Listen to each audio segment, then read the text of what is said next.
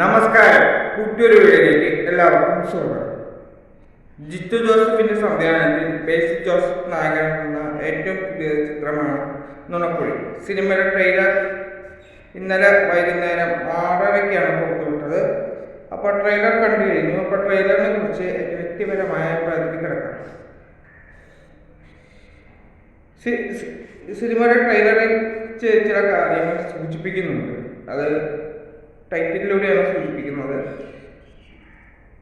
Police അന്വേഷണവും പിന്നെ കുറച്ച് നുണക്കഥകൾ. എന്താണ് നുണക്കഥകൾ എന്നുള്ളത് സസ്പെൻസാണ്. പോലീസ് അന്വേഷണവും സസ്പെൻസാണ്. ജിത്തു ജോസഫ് അല്ലേ ഇതിൻ്റെ സംവിധായകൻ. അപ്പം പിന്നെ കുറെ സസ്പെൻസും പ്രതീക്ഷിക്കാം. പിന്നെ ട്രെയിലറിലൂടെ ബേസിൽ ജോസഫിൻ്റെ മികച്ച കോമഡി രംഗങ്ങളും വ്യക്തമായി കാണിച്ചു തരുന്നുണ്ട്. അപ്പോൾ ഇതൊരു കോമഡി ത്രില്ലർ എൻ്റർടൈനറാണെന്ന് 100% ഉറപ്പിക്കാം. അപ്പോൾ കാത്തിരിക്കാം ഈ സിനിമയുടെ റിലീസിന്. ഈ സിനിമ ഓഗസ്റ്റ് 15-നാണ് റിലീസ് ചെയ്യാൻ പോകുന്നത്. ഇനി വിരലെണ്ണാവുന്ന ദിവസങ്ങളാണ്. ബേസിൽ ജോസഫിനെ ഇഷ്ടമുള്ളവർ താഴെ കമന്റ് ചെയ്യുക.